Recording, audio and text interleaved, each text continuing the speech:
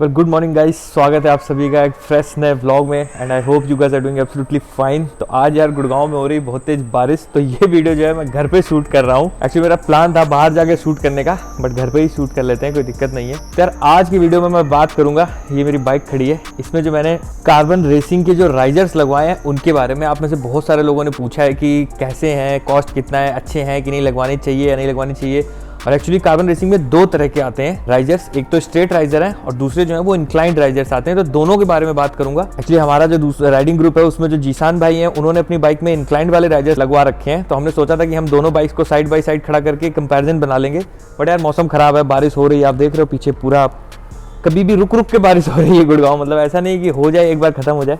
तो एनीवेज कोई बात नहीं, मैं यहीं से, मैंने वो भी एक बाइक भी चलाई है, तो मैं यहीं से आपको पूरा डिटेल बता दूंगा, कॉस्ट कितनी है, सही है या नहीं है, क्वालिटी कैसी है, इंस्टॉल कैसे कराना है, और सबसे इंपॉर्टेंट बात कि दो क्यों बनाए कार्बन रेसिंग ने, मतलब एक स्ट्रेट और एक इंक्लाइंड, दोनों का क्या पर्पस है, दोनों में क्या डिफरेंस है और किस तरह के राइडर को कौन सा चूज करना चाहिए, उस बारे में पूरी बात डिटेल में होगी आज। तो ठीक है फिर वीडियो स्टार्ट करते हैं। लेकिन वीडियो स्टार्ट करने से पहले अगर आप चैनल पर नए हो या अभी तक आपने चैनल को सब्सक्राइब नहीं किया है तो यार प्लीज यार चैनल को सब्सक्राइब कर लो और साथ ही साथ वीडियो को लाइक भी करो, मेरे को मोटिवेशन मिलता है और राइड्स लगाने का। और जैसा मैंने पहले बताया कि पिछले एक महीने में 70% लोगों ने वीडियोस तो देखे बट उन्होंने सब्सक्राइब नहीं किया, तो यार प्लीज सब्सक्राइब कर लो, इट्स फ्री ऑफ कॉस्ट। तो चलो यार अब बढ़ते हैं वीडियो में, एक एक करके एक एक पॉइंट डिस्कस करते हैं और सबसे पहले आपको अपने राइजर्स दिखाते हैं, फिर आगे बढ़ते हैं। तो ये जो यार मेरे राइजर्स हैं ये कार्बन रेसिंग कंपनी के हैं और ये स्ट्रेट वाले राइजर्स हैं। और अगर बताऊं सबसे पहले आपको देख लो आप किस तरह के लगते हैं। तो लुक्स की अगर बात करें तो यार ये काफ़ी सही लगते हैं और ये होंडा हाइनेस CB350 के लिए ही कस्टमाइज्ड है, तो उस वजह से और अच्छा जो है, मतलब बिल्कुल मैच हो जाते हैं। कई बार पता भी नहीं चलता कि राइजर्स लगे या नहीं लगे हैं। इस तरफ से भी आपको दिखा देता हूँ। तो ये जो है स्ट्रेट वाले हैं। अब इसी में जो इंक्लाइंड आते हैं वो थोड़ा सा पीछे की तरफ जाते हैं, तो उसका पर्पस क्या है वो मैं आपको थोड़ी देर में बताऊंगा। तो अब सबसे पहले तो यार इसकी कॉस्ट की बात कर लेते हैं। तो ये जो स्ट्रेट वाले राइजर्स हैं इनकी कॉस्ट है 1199 यानी कि 1199 रुपीज़, और जो इंक्लाइंड वाले हैं उनकी कॉस्ट है अराउंड 1576 रुपीज़। तो वो वाले थोड़ा महंगे हैं, ये वाले उनसे थोड़ा सा सस्ते हैं क्योंकि उनमें मटेरियल ज़्यादा लगा है। कॉस्ट की बात अगर बात करें क्या क्या आता है पैकेट में, तो यार ये दो राइजर्स आते हैं, उसके साथ ही 4 बोल्ट्स आते हैं, क्योंकि जब आप राइजर्स लगाएंगे तो आपको लंबी बोल्ट्स की ज़रूरत पड़ेगी, तो जो कंपनी के बोल्ट्स हैं वो नहीं फिट होते हैं। और राइजर्स और बोल्ट्स दोनों का ही मटेरियल, बोल्ट्स जो है वो स्टेनलेस स्टील के हैं और जो राइजर्स हैं वो एल्यूमिनियम है। कार्बन रेसिंग कंपनी बोलती है कि ये एरोप्लेन ग्रेड के एल्यूमिनियम से बने हैं और देखने में भी काफ़ी सही है, क्वालिटी मतलब काफ़ी अच्छी है इनकी। दोनों ही राइजर्स का, जो इंक्लाइंड वाले और स्ट्रेट वाले, दोनों का ही मटीरियल सेम है, कोई डिफरेंस नहीं है, प्राइस का डिफरेंस है बस थोड़ा सा। कॉस्ट के बाद अगर आते हैं कि इनसे कितना बेनिफिट मिलता है, तो अगर मैं इंक्लाइंड हैंडल बार आपको दिखाऊं तो अराउंड 1 इंच जो है ये ऊपर हो जाता है हैंडल बार। इस वाले राइजर को लगाने के बाद 1 इंच लगभग ऊपर हो जाता है। तो उसमें क्या होता है कि जब आप बैठते हो तो आप देखोगे कि बिल्कुल स्ट्रेट जो है मैं बैठ पा रहा हूँ, कोई इशू नहीं हो रहा। और अगर आपको सैडलिंग भी करनी है ना, तो आप देखोगे कि हालांकि साइड स्टैंड पे लगी हुई बाइक, मैं बिल्कुल फ्लैट खड़ा हूँ और आराम से मेरा हैंडल बार तक हाथ जो है पहुँच रहा है, कोई मेरे को हडल नहीं हो रहा, कोई प्रॉब्लम नहीं हो रही।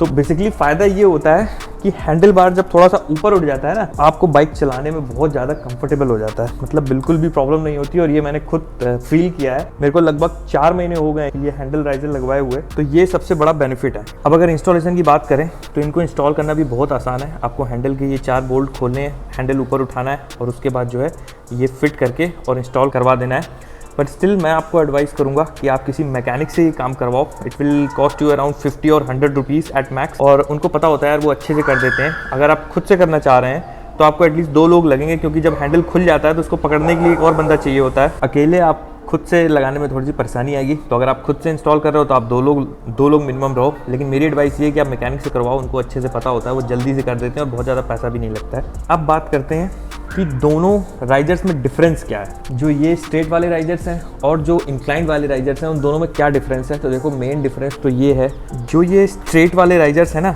इनका काम होता है ये हैंडल बार को थोड़ा सा ऊपर उठा देते हैं।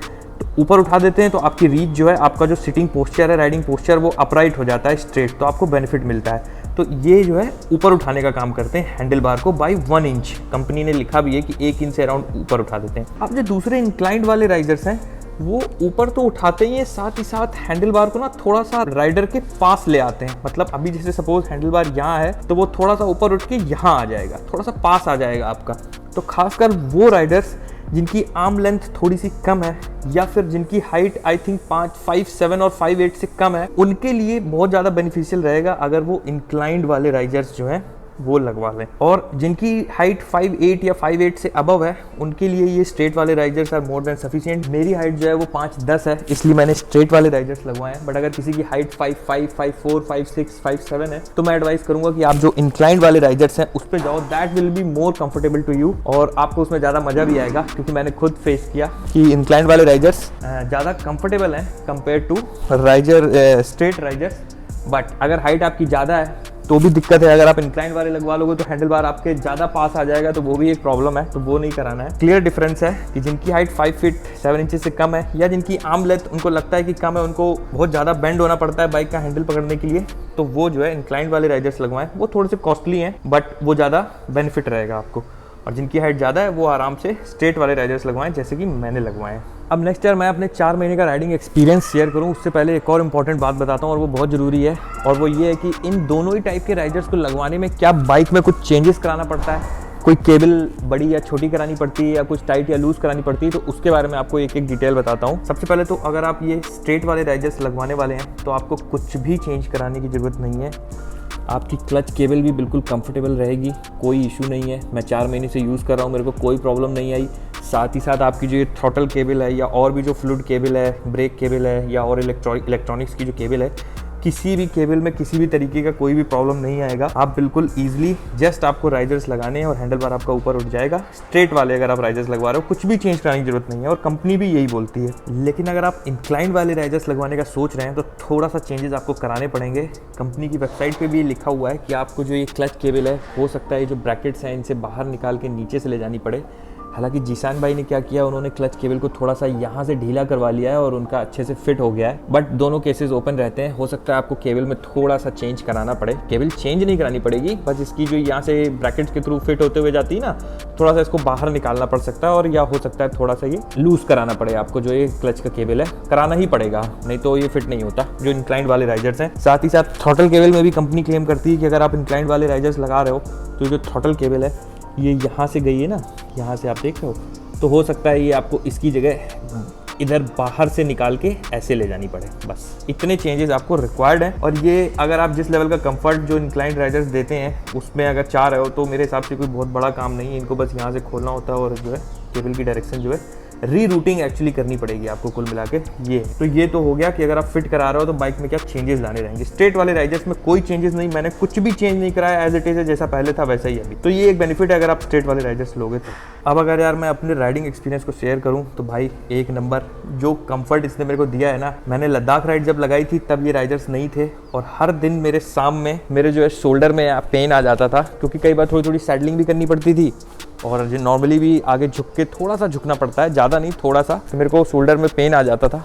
बट स्पीति राइड से पहले मैंने ये राइजर्स इंस्टॉल करवा लिए और थ्रू आउट द राइड मेरे को मतलब बटरी स्मूथ एक्सपीरियंस रहा, कोई भी दिक्कत नहीं हुई। बिल्कुल आराम से मैंने सैडलिंग करी, बिल्कुल आराम से मैंने राइड करी। कितना भी चला लो आप दिन भर बाइक, आपके शोल्डर्स या बैक में कोई भी पेन नहीं आएगा, क्योंकि आपका पोस्चर अच्छा हो जाता है। तो अभी बाइक की लोकेशन चेंज करनी पड़ी क्योंकि वहाँ पर जिसकी गाड़ी पार्क होती है वो बंदा गाड़ी लेके आ गया।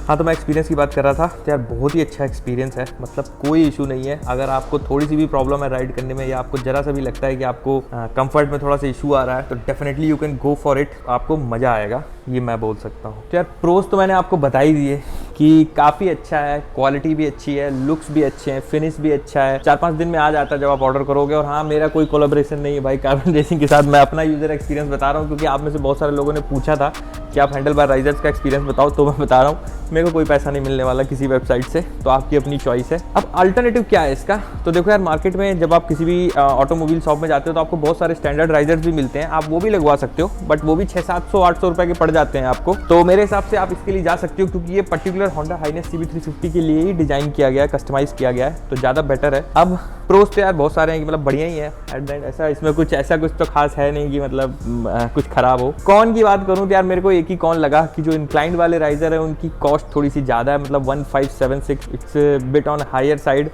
बट आजकल सस्ता क्या है यार, भिंडी 12 रुपये किलो आती है पनीर जो है कुछ दिनों बाद ज्वेलर्स की शॉप में मिलेगा तोले के भाव में एपिक डायलॉग यार, 3 इडियट्स का, मजे आ गए थे सुन के। यार देखो आजकल की मार्केट को देखते हुए यार कॉस्ट यार हर चीज़ की बढ़ी रही है, तो अगर आपका बजट है तो आई वुड रिकमेंड कि आपको इसके लिए ही जाना चाहिए। स्ट्रेट वाले लगवाने या इंक्लाइंड, ये आपकी चॉइस है। अगर आपका बजट नहीं है तो जो दूसरे आते हैं स्टैंडर्ड फिटिंग्स, जो सारी बाइक्स में एक जैसे ही होते हैं, आप उसके लिए भी जा सकते हो, प्रॉब्लम उस पर कोई नहीं है। बस एक चीज़ का ध्यान रखना कि जो बोल्ट हो वो अच्छी क्वालिटी का होना चाहिए, क्योंकि बोल्ट से ही हैंडल कनेक्ट होता है, और कह सकते हो आपकी जितना भी जो फोर्सेस बियर करते हैं वो बोल्ट करते हैं, तो बोल्ट अच्छी क्वालिटी की होनी चाहिए, ये मेरा रिकमेंडेशन है। तो यार ये कुछ रिव्यू था हैंडल बार राइजर्स का।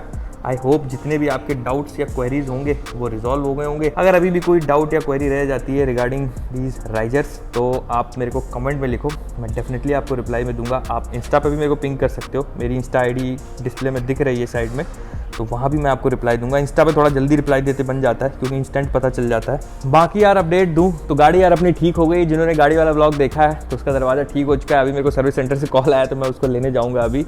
और राइड का अगर अपडेट दूँ तो यार राइड का अपडेट बस ये है कि मौसम अभी ख़राब है, कोविड अभी बढ़ा हुआ है, तो थोड़े दिनों बाद हम राइड लगाएंगे। मोस्ट प्रोबेबली जनवरी के लास्ट वीक पे हम राइड पे जाएंगे, और अच्छी जगह ही जाएंगे। पहले जहाँ जाने वाला था we thought of going to Kashmir, but अभी क्या है, कल मेरे को पता चला कि कश्मीर में वीकेंड लॉकडाउन लग रहा है, तो देखेंगे यार कहाँ जा रहे हैं। आजकल कोविड का रिस्ट्रिक्शन भी बहुत है। तब तक यार कुछ ना कुछ आपको ऐसे यूजफुल वीडियोस बनाता रहूँगा, दिखाता रहूँगा। और अगर आप लोग कहो तो कुछ अपनी लाइफस्टाइल व्लॉग्स भी डालूँ, अगर आप कहो नहीं तो नहीं भी डालूँगा, कोई दिक्कत नहीं है। तो जैसा आप लोग कहोगे वैसा करेंगे। तो ठीक है, ये तो कुछ रिव्यू हो गया हमारे हैंडल बार राइजर्स का। आई होप आपको वीडियो पसंद आया होगा। अगर पसंद आया हो तो वीडियो को लाइक करना, साथ ही साथ चैनल को सब्सक्राइब भी करना। मिलते हैं नेक्स्ट ब्लॉग में। Till then bye bye, enjoy, piece.